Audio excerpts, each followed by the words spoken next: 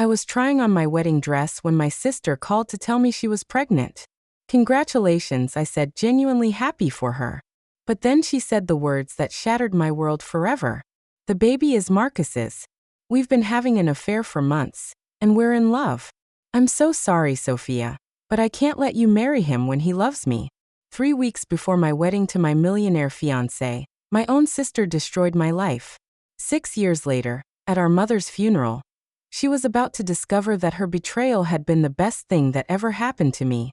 Before we dive into my story, let me know where you're watching from in the comments below. And if you've ever been betrayed by someone you trusted completely, hit that like button. You're not alone. My name is Sophia Martinez, and 6 years ago, I thought I had everything figured out. I was 26 years old, living in the beautiful coastal town of Monterey, California, engaged to Marcus Coleman, a successful real estate developer who was worth over $3 million. We had been dating for 2 years, had just bought a stunning oceanfront home together, and were planning what everyone said would be the wedding of the year. Marcus was everything I thought I wanted in a husband. He was handsome in that classic American way, with blonde hair and blue eyes that seemed to capture the California sunshine. He was ambitious and driven, having built his real estate business from nothing into one of the most successful firms on the Central Coast. He was charming and confident, the kind of man who could walk into any room and immediately command attention and respect. But more than that, Marcus seemed to genuinely love me. He brought me flowers every Friday, took me on romantic weekend trips to San Francisco and Napa Valley, and talked constantly about our future together. He said I was the most beautiful woman he had ever met, that I was his perfect match, that he couldn't imagine his life without me. When he proposed on the beach behind our house, with a 3-carat diamond ring and a speech about spending forever together, I believed every word. My sister Emma was my maid of honor, of course. Emma was 3 years younger than me, and we had always been close despite our very different personalities. Where I was organized and focused, Emma was spontaneous and unpredictable. Where I was cautious about relationships, Emma fell in love quickly and dramatically. Where I planned every detail of my life, Emma preferred to let things happen naturally and deal with consequences later. Emma had always been the more beautiful of the two of us, at least according to everyone who knew us. She had the kind of effortless natural beauty that made people stop and stare. Long dark hair that always looked perfect even when she just rolled out of bed. Green eyes that seemed to sparkle with mischief. And a figure that looked incredible in anything she wore. I had always been prettier in a more conventional way, but Emma had that magnetic quality that drew people to her without any effort on her part. Despite our differences, or maybe because of them, Emma and I had been best friends our entire lives. We shared everything with each other, from childhood secrets to adult relationship problems. When I started dating Marcus, Emma was the first person I told. When Marcus proposed, Emma cried with happiness and immediately started planning my bachelorette party. When we started looking at wedding venues, Emma was by my side for every appointment, offering opinions and helping me make decisions. So when Emma called me 3 weeks before my wedding, I assumed she was calling to discuss some last-minute detail about the ceremony or reception. I was at the bridal salon for my final dress fitting, standing in front of the mirror in my custom-designed gown, imagining how I would look walking down the aisle toward Marcus. The dress was everything I had dreamed of, elegant white silk with hand-sewn beading that caught the light beautifully. "Emma," I said when I answered the phone, "you should see this dress. It's absolutely perfect. I can't wait for you to see me in it."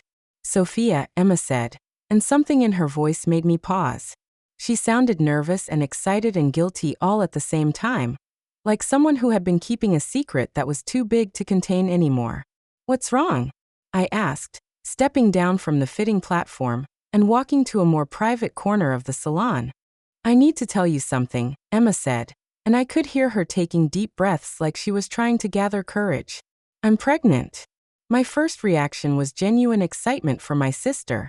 Emma had always wanted children, had talked about being a mother since we were teenagers. The timing wasn't ideal since she wasn't in a serious relationship, but I knew she would be an amazing mother regardless of the circumstances. "Emma, that's wonderful," I said, sitting down in a chair and trying to process this news. "How far along are you? Who's the father? Are you excited?" There was a long silence on the other end of the phone, and I started to get a sinking feeling in my stomach.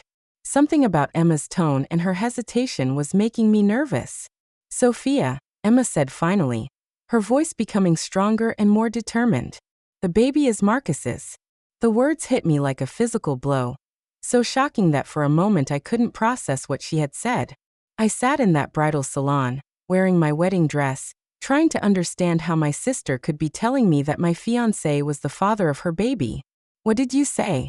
I whispered, hoping I had misheard or misunderstood. "Marcus and I have been having an affair for 4 months, Emma continued, and now that she had started telling the truth, the words came pouring out in a rush. "We're in love, Sophia. We didn't plan for this to happen, but we can't deny how we feel about each other anymore. I'm so sorry, but I can't let you marry him when he loves me." I felt like the room was spinning around me.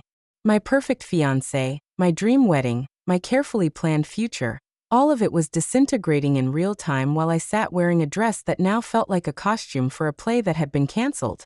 "You're lying," I said, though even as the words left my mouth, I knew Emma wouldn't lie about something like this. We had never lied to each other about anything important.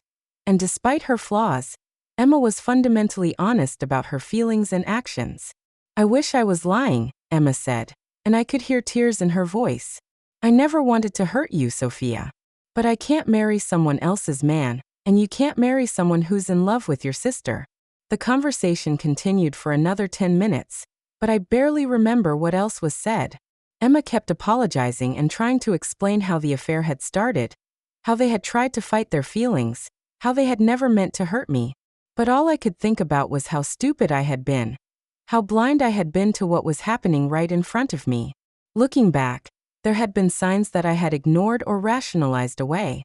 Marcus had been distant and distracted for the past few months, claiming he was stressed about work. Emma had been asking a lot of questions about Marcus, about our relationship, about our wedding plans, but I had assumed she was just being a supportive sister. There had been several occasions when Marcus and Emma had ended up alone together at family gatherings or social events, but I had never suspected anything inappropriate was happening. After I hung up the phone, I sat in that bridal salon for nearly an hour, trying to figure out what to do next. The seamstress kept asking if I was ready to continue the fitting, but I couldn't bring myself to move or speak. I was wearing a dress for a wedding that was never going to happen, looking at myself in mirrors that reflected a future that had just been destroyed. Finally, I managed to change back into my regular clothes and drive home to the house that Marcus and I shared. He was in his office working on contracts, the same way he spent most evenings. When he looked up and saw my expression, he immediately knew that something was wrong. "We need to talk," I said, standing in the doorway of his office. Marcus set down his pen and gave me his full attention, but I could see guilt and panic in his eyes. He knew why I was there. "Emma told me about the affair," I said simply. "She told me about the baby." Marcus's face went completely white, and for a moment he looked like he might be sick. Then he stood up and tried to approach me, his hands extended like he wanted to comfort me or explain. "Sophia, please let me explain," he began, but I held up my hand to stop him. "Is it true?"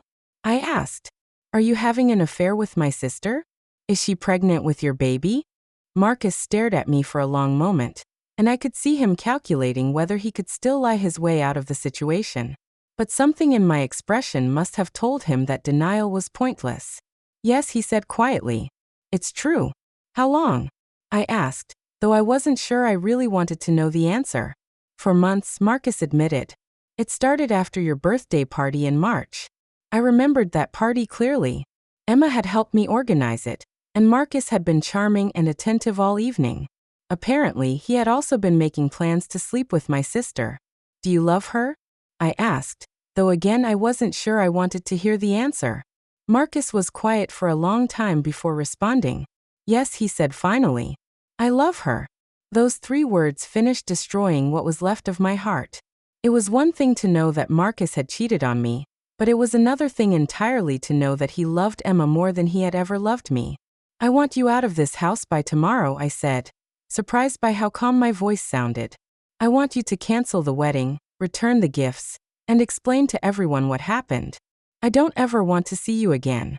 Sophia, please, Marcus started, but I cut him off. No, I said. You made your choice. Now live with it. I left the house that night and stayed at a hotel, unable to bear the thought of sleeping in the bed I had shared with Marcus.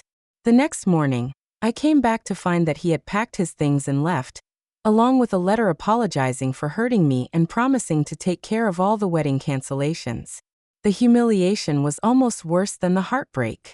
We had sent out over 200 wedding invitations, booked a reception venue that could hold 300 people, and planned what was supposed to be the social event of the season in our small town. Now I had to face the reality that everyone would know exactly why the wedding had been canceled.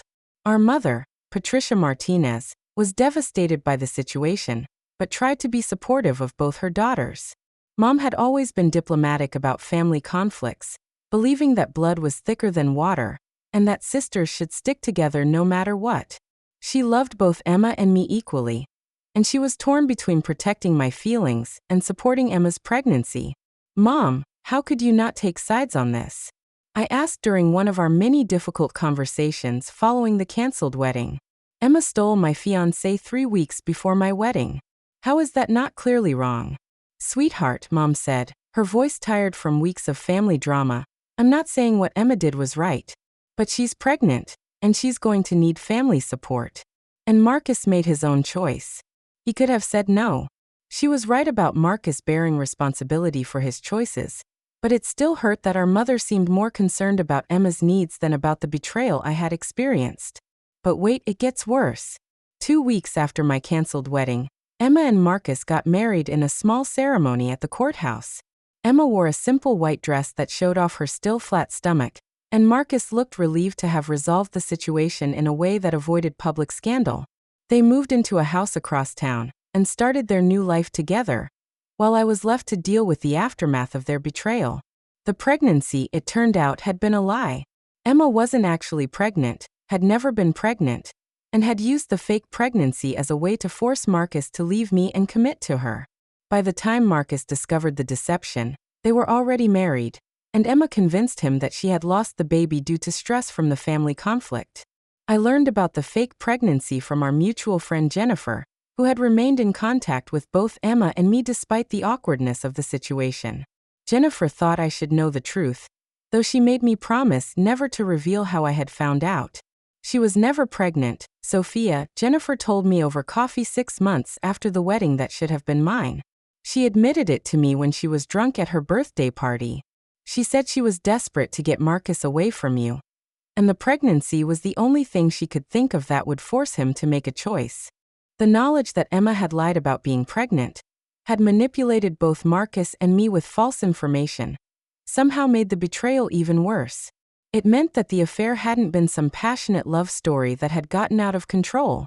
It had been a calculated scheme to steal my fiancé, with fake pregnancy as the weapon of choice. But I decided not to confront Emma or Marcus with this information. By that point, I had made the decision to leave Monterey and start over somewhere else. Staying in the same small town where everyone knew about my humiliation, where I would constantly run into my sister and my ex-fiancé, where I would be forever known as the woman whose sister stole her man, felt unbearable. I sold the house that Marcus and I had bought together, packed up my belongings, and moved to Seattle to start a new career and a new life. I had always been interested in interior design, and I used the money from the house sale to enroll in a prestigious design program and eventually start my own business. The move to Seattle was exactly what I needed. The city was large enough that I could be anonymous, sophisticated enough to appreciate good design work, and far enough from Monterey that I never had to worry about accidentally running into anyone from my past. I threw myself into my studies and then into building my business, using work as a way to heal from the emotional trauma of Emma's betrayal. Within 2 years, my interior design firm was successful enough to attract high-end clients, including several technology executives and real estate developers who were building luxury homes throughout the Seattle area. I had a talent for combining classic elegance with modern functionality, and my reputation for delivering beautiful results on time and on budget made me one of the most sought-after designers in the city. But the real transformation in my life came when I was hired to design the interior of a mansion in Bellevue for a client I had never met. The project was being managed through his assistant, and all I knew was that the owner wanted a complete redesign that would be appropriate for entertaining business associates and hosting charity events. The mansion was incredible, with over 8,000 square feet of living space, floor-to-ceiling windows that overlooked Lake Washington, and architectural details that provided the perfect backdrop for sophisticated interior design. I spent 3 months creating designs that would maximize the natural light, showcase the owner's art collection, and create spaces that were both comfortable and impressive. The day I was presenting my final designs to the homeowner was the day my life changed forever. I was in the living room arranging fabric samples and paint chips when I heard footsteps behind me. "Ms. Martinez, I presume," said a deep voice with just a trace of an accent that I couldn't identify. I turned around and saw the most handsome man I had ever encountered in my life. He was tall and elegant, with dark hair that was perfectly styled, brown eyes that seemed to take in everything at once, and the kind of confident bearing that comes from success and sophistication. He was wearing an expensive suit that was clearly custom-tailored, and everything about him suggested wealth, power, and refinement. "Yes," I said, suddenly very aware of how I looked and wishing I had worn something more impressive than my usual work clothes. "You must be Mr. Castellanos." "Please call me Alessandro," he said, extending his hand to shake mine. "I have been looking forward to meeting the designer who has created such beautiful plans for my home."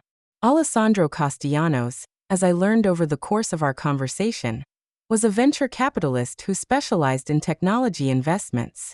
He had started his career in Spain, moved to Silicon Valley during the dot-com boom, and built a fortune by identifying promising startups and helping them grow into major companies.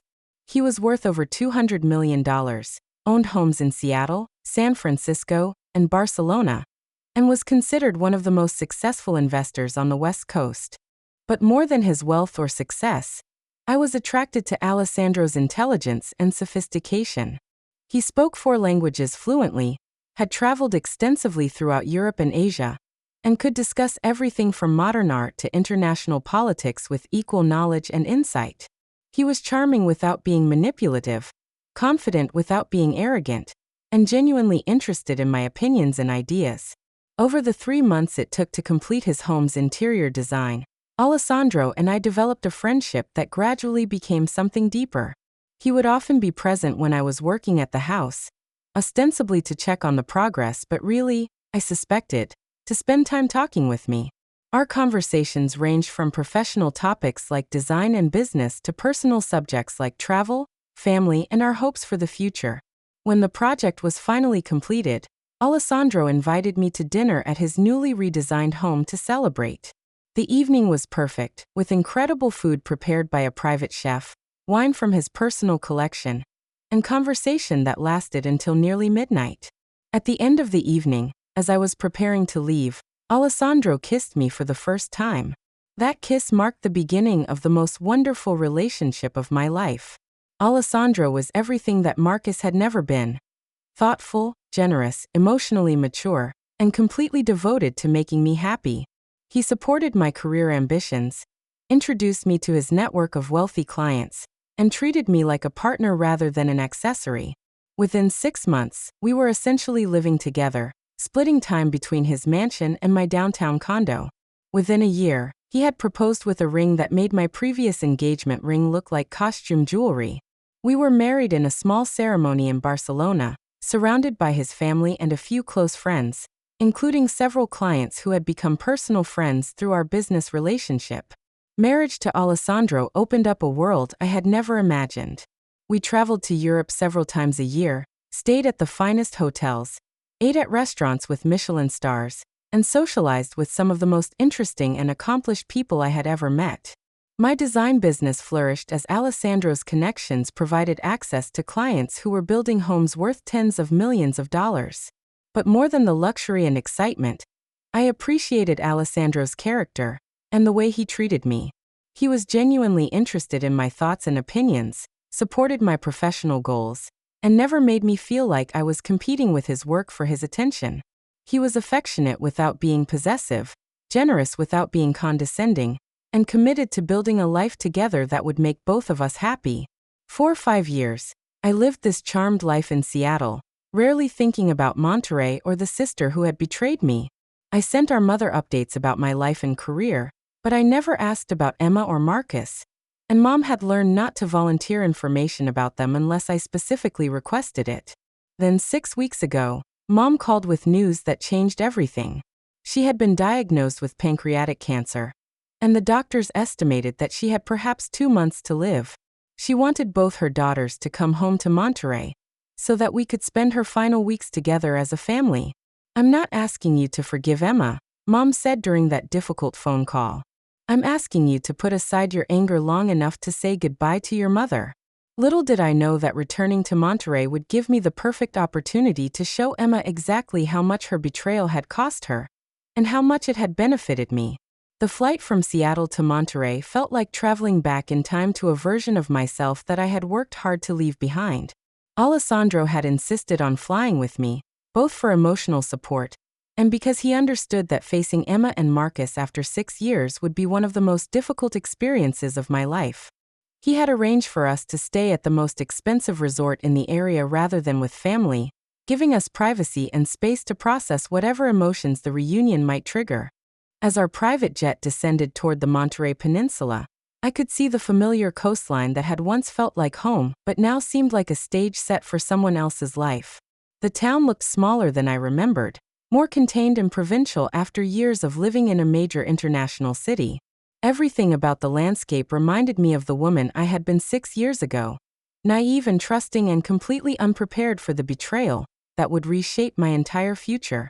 Alessandro reached over and took my hand as we landed, his touch grounding me in the present moment, and reminding me that I was no longer the heartbroken woman who had fled this place in shame and humiliation. "Are you ready for this?"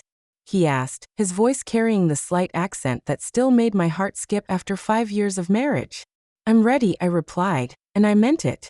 Whatever happened over the next few days, I was returning to Monterey as a successful woman with an incredible husband and a life that exceeded my wildest dreams from 6 years ago.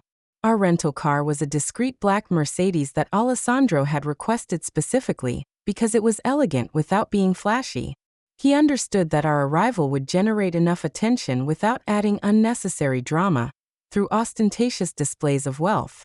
But the car, along with our expensive luggage and designer clothes, would make it clear to anyone who saw us that my life had taken a very different trajectory than people in Monterey might have expected. The first stop was the funeral home, where I needed to make arrangements for our mother's service and viewing. Mom had passed away 3 days earlier while I was traveling from Seattle, and Emma had been handling the immediate logistics. Walking into that sterile building brought back memories of planning my wedding at various vendors around town. Except now, instead of choosing flowers and music for a celebration, I was selecting caskets and discussing burial plots. Emma was already at the funeral home when we arrived, sitting in the director's office looking older and more tired than I remembered. 6 years had not been particularly kind to her, and the effortless beauty that had once been her defining characteristic now required more effort to maintain. She had put on weight, developed lines around her eyes, and there was a hardness to her expression that suggested life hadn't unfolded exactly as she had hoped. When she looked up and saw me enter the office, her face went through a series of emotions so quickly that I could barely process them all. First surprise, then guilt, then what looked like relief, and finally a calculated assessment as she tried to figure out how to handle this reunion. "Sophia," she said, standing up to embrace me in what felt like a performance of sisterly affection. "I'm so glad you came. Mom talked about you constantly during her final weeks." I accepted the hug but kept it brief, aware that Alessandro was watching the interaction with the analytical attention he brought to all business negotiations. Emma's eyes moved to him immediately after we separated, and I could see her trying to place him in the context of what she knew about my life. "Emma, this is my husband Alessandro," I said simply. "Alessandro, this is my sister Emma." The moment Emma heard the word husband, her expression shifted again. She had clearly expected me to return home alone, probably assuming that I was still struggling to rebuild my life after the devastation she had caused. The presence of an obviously wealthy and sophisticated man at my side was clearly not part of the narrative she had constructed about my post-Monterey existence. "It's nice to meet you," Alessandro said politely, shaking Emma's hand with the same courteous professionalism he used with business associates he didn't particularly respect. "How long have you been married?" Emma asked, and I could hear the calculation in her voice as she tried to understand how I had managed to find someone so impressive. 5 years, I replied. We met in Seattle when I was designing his home. Emma's eyes widened as she processed this information. 5 years meant that I had married Alessandro just 1 year after leaving Monterey, which suggested that my recovery from her betrayal had been much faster and more successful than she had probably assumed. The funeral arrangements took 2 hours to finalize, during which Emma kept asking questions about my life in Seattle and making comments that revealed her assumption that I had been living modestly and struggling professionally. She seemed genuinely shocked to learn that I owned a successful design firm, that Alessandro and I traveled frequently to Europe, and that we maintained homes in both Seattle and San Francisco. I noticed Emma studying Alessandro throughout our conversation, taking in details about his expensive watch, his custom-tailored suit, and the casual way he discussed international business travel. She was clearly trying to assess his wealth and status, probably comparing him to Marcus in ways that were making her increasingly uncomfortable. After we finished at the funeral home, Alessandro and I drove through downtown Monterey toward our hotel. The town looked exactly as I remembered, with the same shops and restaurants and landmarks that had been the backdrop for my entire childhood and young adult life. But seeing it all through Alessandro's eyes, I realized how small and limited it must appear compared to the cosmopolitan environments where we usually spent our time. "This is charming," Alessandro said diplomatically as we passed the main shopping district. Very authentic small-town America. I appreciated his tact, but I could tell that he was struck by the contrast between Monterey and the sophisticated cities where we normally lived.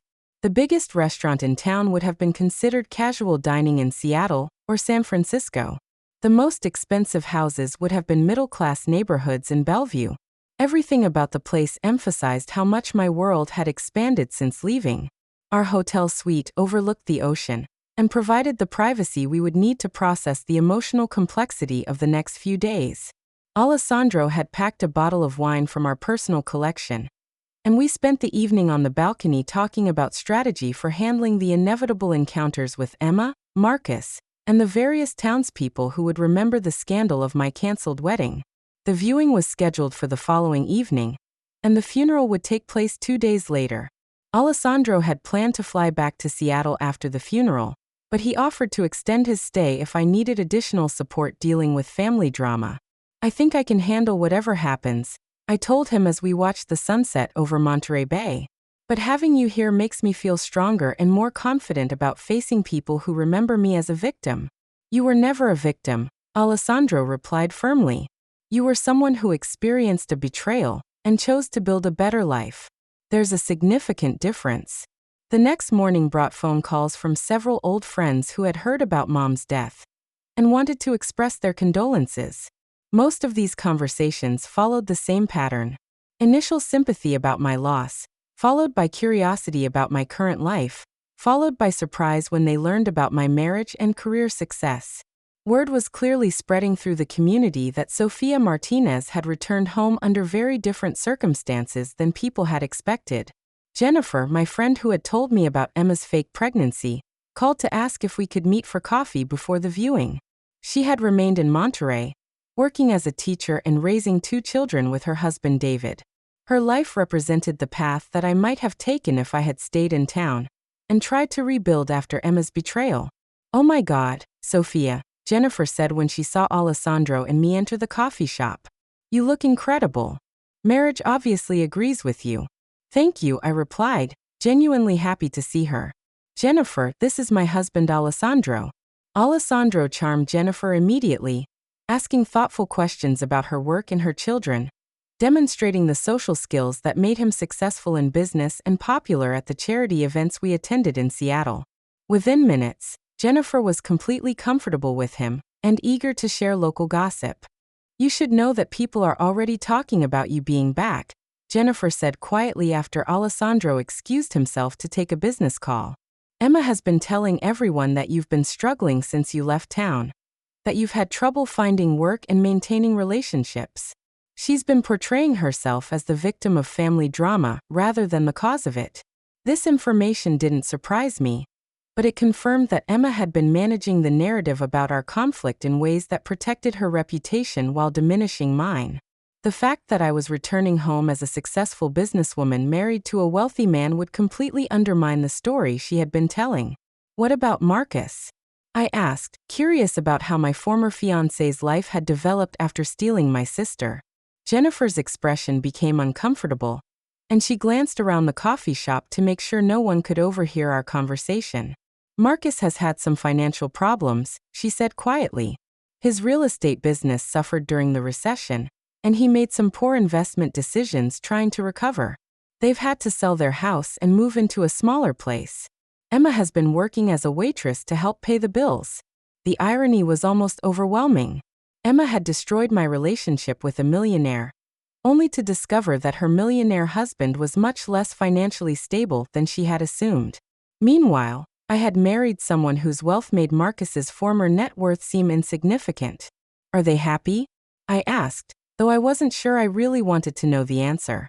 Jennifer hesitated before responding. They fight a lot, especially about money. Emma thought she was marrying someone who would provide financial security, but Marcus has turned out to be much more of a financial risk than she expected. And he's never quite gotten over the guilt about what happened with you. I think he realizes that he gave up someone genuine for someone who manipulated him. This conversation gave me valuable context for understanding the dynamics I would encounter at the viewing and funeral.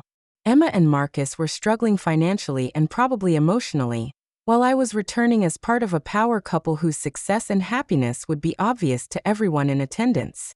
The viewing was held at Henderson Funeral Home, the same place where we had made the arrangements.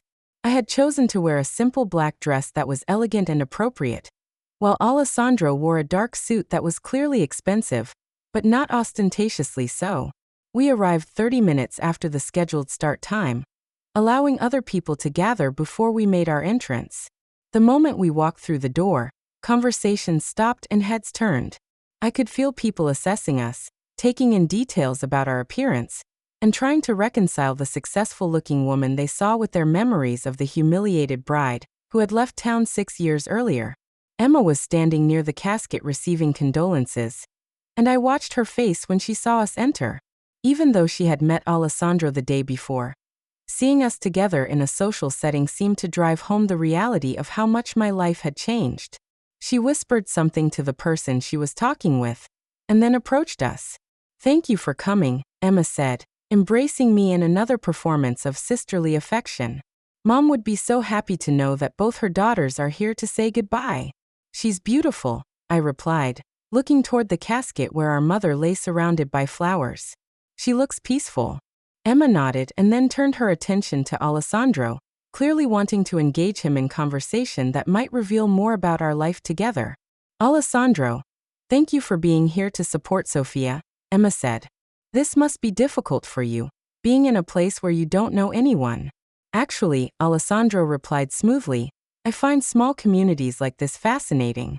There's something appealing about a place where everyone knows each other and families have deep roots. Sophia has told me so many stories about growing up here." I noticed Emma studying Alessandro's face as he spoke, clearly trying to assess whether there was any judgment or condescension in his tone. But Alessandro was too sophisticated to reveal his true thoughts about Monterey, or the people who lived here. That's when Marcus appeared. My former fiancé looked significantly older and more worn than I remembered, with gray streaks in his hair and lines around his eyes that suggested stress and disappointment. His suit was clearly off the rack and several years old, a sharp contrast to Alessandro's custom tailoring. When he saw me, his face went through the same series of emotions that Emma's had, but with an added layer of regret that was unmistakable. "Sophia," Marcus said, approaching hesitantly, "I'm sorry for your loss. Your mother was always kind to me." "Thank you, Marcus," I replied politely, as if he were an acquaintance rather than someone who had once shared my bed and planned to share my life. Marcus's eyes moved to Alessandro, and I could see him making the same calculations that Emma had made. Everything about Alessandro, from his posture to his handshake to his clothes, announced success and sophistication in ways that made Marcus look diminished by comparison. I'm Marcus Coleman, he said, extending his hand to Alessandro. Alessandro Castellanos, my husband replied, shaking Marcus's hand with polite firmness. The word husband clearly hit Marcus like a physical blow. His face flushed, and for a moment he looked like he might say something inappropriate. But Emma appeared at his side immediately, linking her arm through his in a gesture that seemed both possessive and supportive. Marcus owns the most successful real estate company in Monterey, Emma said, clearly trying to establish her husband's professional status in comparison to Alessandro. That's impressive, Alessandro replied diplomatically. Real estate can be quite challenging, especially in smaller markets. The comment was polite on the surface, but I could hear the subtle implication that Marcus's success in a small town might not translate to larger, more competitive markets. Alessandro had a talent for delivering compliments that were actually assessments, a skill that served him well in business negotiations. What do you do, Alessandro? Marcus asked, clearly hoping to establish some kind of professional equivalence. I'm a venture capitalist, Alessandro replied simply. I invest in technology companies, primarily in Silicon Valley and Seattle. This answer hit both Emma and Marcus simultaneously. Venture capital was exactly the kind of industry that generated enormous wealth, especially during the technology boom of the past decade. Combined with Alessandro's obvious sophistication and expensive lifestyle, it was clear that his financial resources were probably orders of magnitude greater than anything Marcus had ever achieved. That must be exciting work, Emma said, her voice becoming slightly strained as she processed the implications of what Alessandro did for a living. It can be quite rewarding, Alessandro agreed. We've been fortunate with several investments that have performed well. The understatement was classic Alessandro. Several of his investments had returned hundreds of millions of dollars, making him one of the most successful venture capitalists on the West Coast. But he would never discuss specific numbers or achievements in social settings, especially not ones designed to make other people feel inadequate. The conversation continued for several more minutes, with Emma and Marcus asking carefully worded questions that were really attempts to assess Alessandro's wealth and our lifestyle. Alessandro answered with polite vagueness that revealed nothing specific, while confirming that we lived very comfortably. Meanwhile, other people at the viewing were clearly listening to our conversation and spreading information throughout the room. I could see people whispering and pointing, updating each other about my unexpected return as a successful woman with a wealthy husband. Mrs. Patterson, my high school English teacher, approached us with genuine warmth and curiosity about my life since leaving Monterey. Sophia, dear, you look wonderful, she said, embracing me affectionately. I always knew you would do well for yourself. You had such potential even in high school. Thank you, Mrs. Patterson, I replied. I actually became an interior designer. I have my own firm in Seattle. How wonderful, she exclaimed. And this must be your husband? Alessandro charmed Mrs. Patterson completely, asking about her retirement and expressing genuine interest in her stories about teaching in Monterey for 40 years. Within minutes, she was treating him like a favorite student and sharing opinions about various people in the community. After she moved away, Emma appeared at my side again, clearly wanting to have a more private conversation. Sophia, she said quietly, could we talk outside for a minute? There are some things I need to say to you. Of course, I agreed, curious about what Emma might want to discuss away from the crowd. We stepped onto the funeral home's small patio, leaving Alessandro inside to continue charming the locals and probably gathering intelligence about the community dynamics that had shaped my childhood. Sophia, Emma began, her voice becoming more vulnerable than I had heard it since our phone conversation 6 years earlier. I need to apologize for what I did to you. I need you to know that destroying your wedding was the biggest mistake of my life. I looked at my sister, noting the desperation in her eyes and the careful way she was choosing her words. This apology felt different from the casual remorse she had expressed the day before. This felt like someone who had realized the full cost of her choices and was hoping for forgiveness that might somehow undo the consequences. But little did I know that Emma's apology was about to become much more complicated when she revealed just how much she had lost by betraying me. I want you to know that Marcus and I are getting divorced, Emma continued, her voice barely above a whisper. The marriage has been a disaster from the beginning. He never got over what we did to you. And I never got over the guilt of destroying my sister's life for a man who turned out to be nothing like what I thought he was. The admission hit me with unexpected force. I had assumed that Emma and Marcus had built a happy life together, that their betrayal had at least resulted in the love story they had claimed to want. Learning that their marriage had been a failure felt like a strange form of vindication, but also made me realize how much damage their choices had caused to everyone involved. What happened? I asked, though I wasn't sure I really wanted to hear the details. Everything, Emma said, tears starting to form in her eyes. The fake pregnancy lie came out 6 months after we got married. Marcus was furious that I had manipulated him, but by then we were legally bound, and it seemed easier to try to make it work than to admit we had destroyed your life for nothing. We tried to have a real baby, but I had 3 miscarriages. Marcus blamed the stress of what we had done to you. I blamed his guilt and resentment. She paused to wipe her eyes, and I could see years of accumulated pain and regret in her expression. Then Marcus's business started failing during the recession, Emma continued. He made increasingly desperate investments trying to recover, and we lost almost everything. We had to sell the house, move into a rental apartment, and I started working at Danny's diner to help pay bills. Marcus started drinking heavily and gambling, just like our father did. I realized I had left a good man for someone who turned out to have all of Dad's worst qualities. The comparison to our alcoholic father was devastating. Emma and I had both sworn never to get involved with men who drank excessively or gambled compulsively, having seen how those addictions had destroyed our parents' marriage and created chaos throughout our childhood. I'm so sorry, Sophia, Emma continued, her voice becoming desperate. I ruined both our lives for nothing. I was jealous of your happiness, your success, your perfect relationship. I convinced myself that I deserved Marcus more than you did, that I could make him happier than you could. But I was wrong about everything.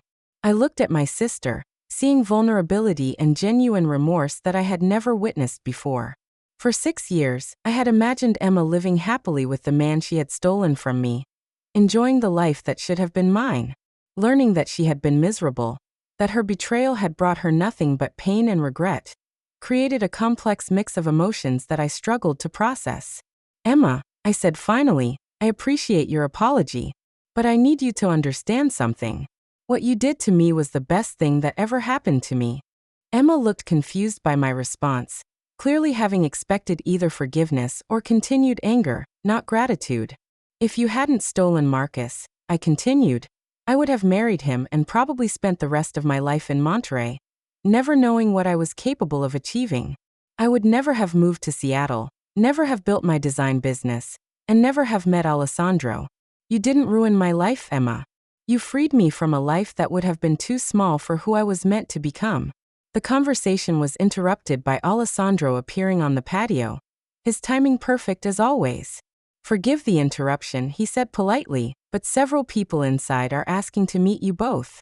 I think they're curious about our story. Emma's face flushed with embarrassment at the prospect of facing the community, while her personal life was falling apart. She clearly hadn't expected to have to navigate social interactions while processing the emotional complexity of our reunion. Of course, I replied, linking my arm through Alessandro's and feeling immediately grounded by his presence. We returned to the viewing room, where I noticed that word about Alessandro's profession and our obvious success had spread throughout the gathering. People who had barely spoken to me during my years in Monterey were now approaching with warm smiles and curious questions about my life in Seattle. Mrs. Henderson, the bank president's wife, cornered us near the flower arrangements with the kind of aggressive friendliness that suggested she was fishing for information to share with her social circle. Sophia, darling, you look absolutely radiant, she gushed. Marriage clearly agrees with you. And Alessandro, what a pleasure to meet you. I understand you work in San Francisco? Primarily in Silicon Valley, Alessandro replied diplomatically. Though we spend most of our time in Seattle. How exciting, Mrs. Henderson continued. The technology industry must be fascinating. Do you know any of those young billionaires we're always reading about in Forbes? Actually, Alessandro said with a slight smile, I've worked with several of them. The technology sector has been quite good to investors who got in early. This casual reference to his professional relationships with billionaires sent a ripple of excitement through the nearby conversations. I could see people processing the implications and updating their assessments of exactly how wealthy and well-connected Alessandro might be. Meanwhile, Emma and Marcus were standing near the casket looking increasingly uncomfortable as they watched the community's reaction to our presence.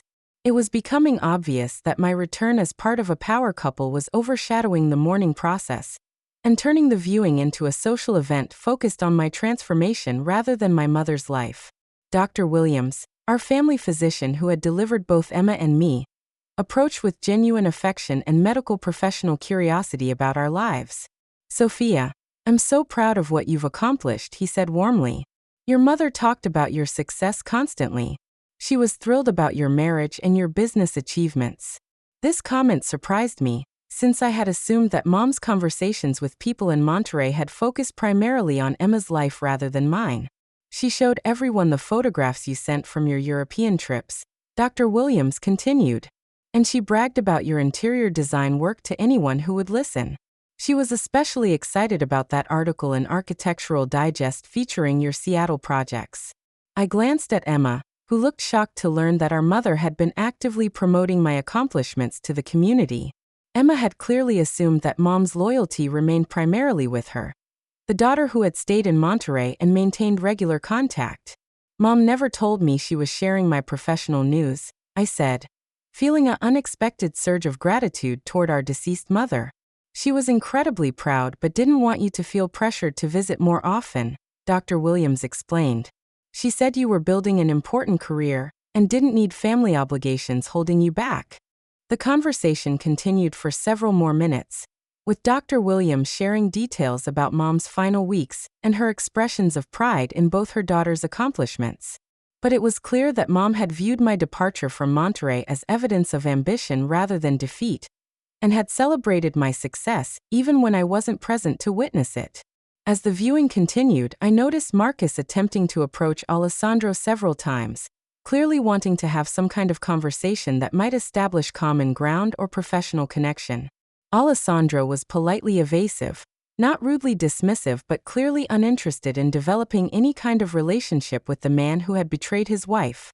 Finally, Marcus managed to corner Alessandro near the guest book, and I was close enough to overhear their conversation.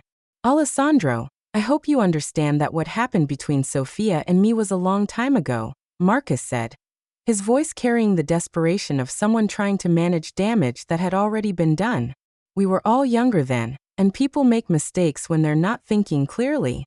"I understand exactly what happened," Alessandro replied, his tone remaining polite but becoming noticeably cooler. "Sophia has told me the complete story. I hope she also told you that I've regretted my choices every day since then," Marcus continued, clearly hoping for some kind of absolution or understanding. Emma and I both realized that we handled the situation poorly. Alessandro studied Marcus for a moment before responding, and I could see him making the kind of calculated assessment that had made him successful in business negotiations. "Mr. Coleman," Alessandro said finally, "I'm grateful that your poor choices freed Sophia to build a life that makes her truly happy. If you hadn't betrayed her, I would never have had the opportunity to marry the most remarkable woman I've ever met." The comment was devastating in its politeness. Alessandro was thanking Marcus for his betrayal, while simultaneously making it clear that Marcus had lost something irreplaceable, and that Alessandro understood exactly how much he had gained. Marcus's face flushed with embarrassment, and what looked like renewed regret. He mumbled something about being happy that I had found success, then retreated to Emma's side looking defeated and humiliated. But the most dramatic moment of the evening came when Mrs. Rodriguez, the town's most notorious gossip, approached us with information that would change everything I thought I knew about Marcus's financial situation. "Sophia, dear," she said in the loud whisper that she used when sharing particularly juicy information, "I hope you don't mind me saying, but your timing couldn't be better. Marcus is in serious financial trouble. Word around town is that he owes money to some very unpleasant people, and they're getting impatient about collecting what he owes them." "What kind of trouble?" I asked, though I suspected I already knew the answer. "Gambling debts," Mrs. Rodriguez confirmed with obvious relish at being able to share such scandalous information. Apparently, he's been trying to solve his business problems at the poker tables and the racetrack. Emma has been covering for him, but everyone knows they're about to lose everything.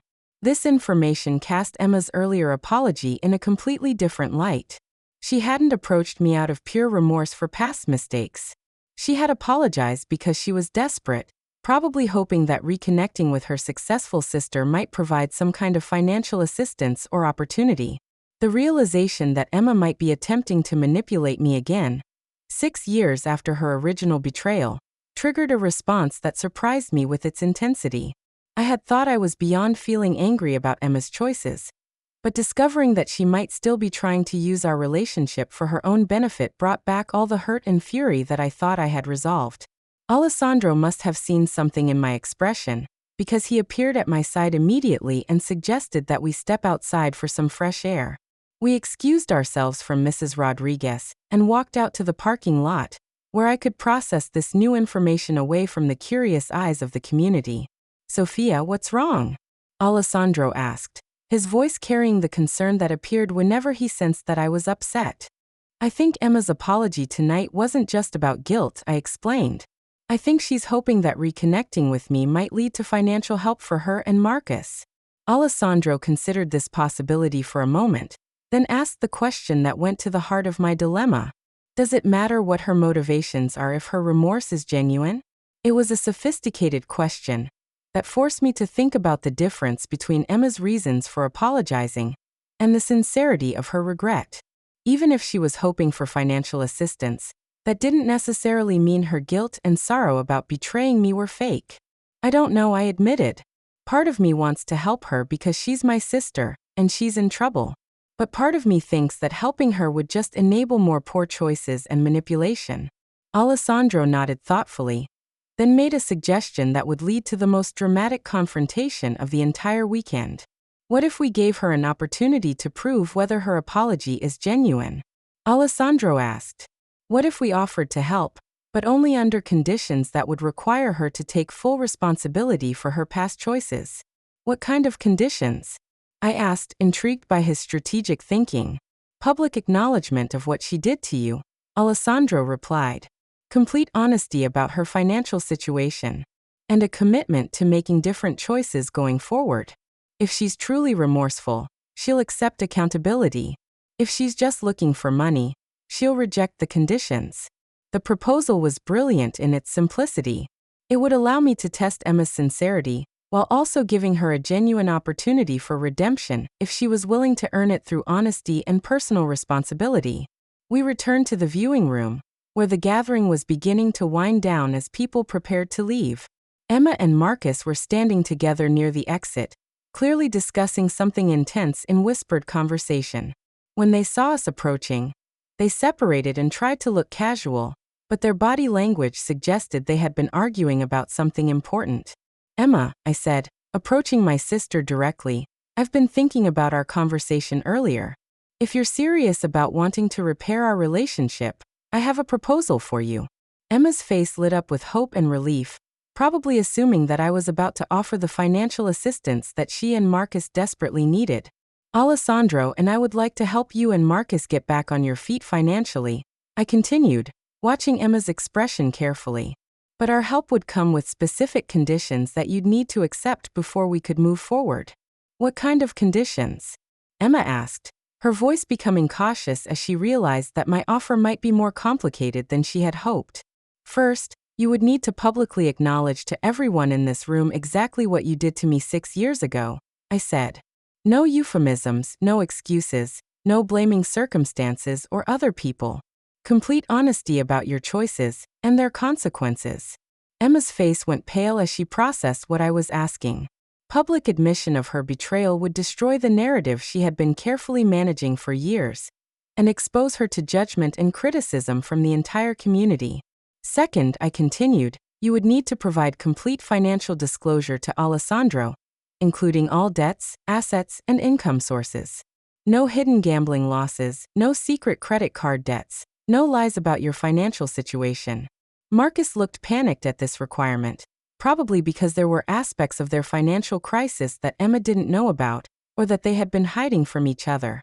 Third, you would both need to enter counseling and financial planning programs to address the underlying problems that created this crisis, I concluded. Our help would be conditional on your commitment to making different choices going forward. Emma and Marcus looked at each other with expressions that revealed the complexity of their situation. They clearly needed financial assistance desperately, but accepting my conditions would require levels of honesty and accountability that they had been avoiding for years. How much help are we talking about? Marcus asked, his businessman instincts taking over despite the emotional intensity of the situation. Alessandro stepped forward to answer, his voice carrying the authority that came from years of making investment decisions worth millions of dollars. We would pay off all your current debts and provide capital for Marcus to restart his business properly, Alessandro said. The total amount would probably be between $500,000 and $700,000, depending on your actual financial situation. The amount was substantial enough to solve all their immediate problems and provide a fresh start, but not so large that it would fundamentally change their lifestyle or create dependency. It was exactly the kind of strategic assistance that Alessandro provided to promising business ventures that needed capital and guidance to succeed. Emma and Marcus stood together processing the offer, clearly torn between their desperate need for help and their reluctance to meet the conditions that would make that help possible. I could see them calculating whether there might be other options that would provide financial relief without requiring the level of accountability and transparency that we were demanding. But I also knew that this was probably their only realistic opportunity to escape the financial disaster that Marcus's gambling and poor business decisions had created. Alessandro's offer was generous and practical, but it required them to take full responsibility for their past choices and commit to making better decisions in the future. The decision they made in the next few minutes would determine not only their financial future, but also whether Emma's apology had been genuine or just another attempt at manipulation. Can we think about it and give you our answer tomorrow? Emma asked finally. Of course, I replied. But you should know that this offer expires after the funeral tomorrow. If you're not ready to meet these conditions by then, Alessandro and I will return to Seattle, and you'll need to find other solutions to your problems. As we left the viewing and drove back to our hotel, I reflected on how dramatically the dynamics had shifted over the course of the evening. I had returned to Monterey expecting to face Emma and Marcus from a position of strength, but I hadn't anticipated having the opportunity to test whether Emma's remorse was genuine or strategic. Alessandro reached over and took my hand as we drove along the familiar streets of my childhood. Are you prepared for whatever decision they make? He asked. Yes, I replied, and I meant it. If Emma chose honesty and accountability, I would be genuinely happy to help her build a better life. If she chose to reject our conditions, I would know that her apology had been just another manipulation, and I could return to Seattle with complete peace about ending our relationship permanently.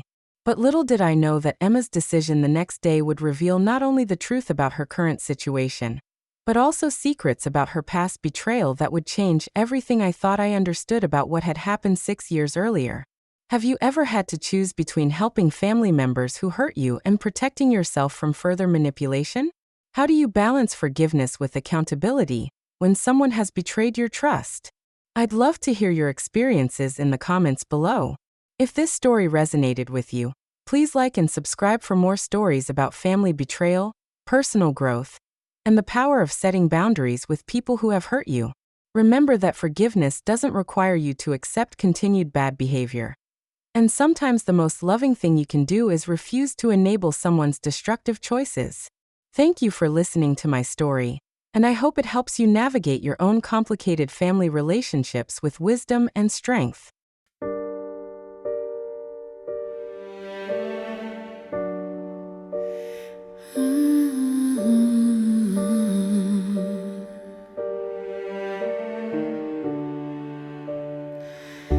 The night is velvet, soft and cruel. Your touch a flame I cannot rule. Every whisper drips like wine. your heartbeat tangled up in mine. I know desire is a dangerous game, but still I whisper your forbidden name.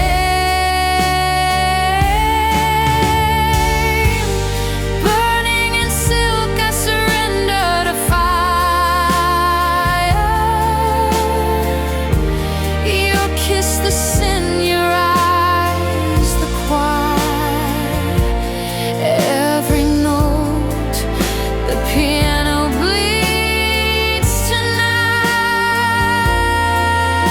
Is love, is lust, is wrong, is right.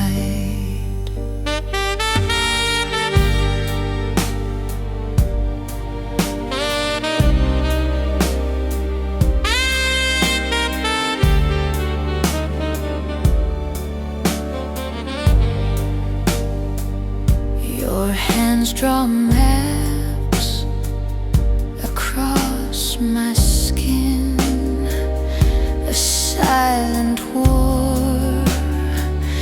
I let you in. The candle shakes, the shadows rise. Our secrets live where truth denies. I know this fire will leave me scarred, but passion never plays it hard. Burning in silk, I surrender to fire. Your kiss, the sin, your eyes, the choir. Every note the piano bleeds tonight. Is love, is lust, is wrong, is right. Let the saxophone cry where I cannot speak. Let the rhythm break me, tender, weak. If love destroys me, let it be so. For in your arms I choose to go.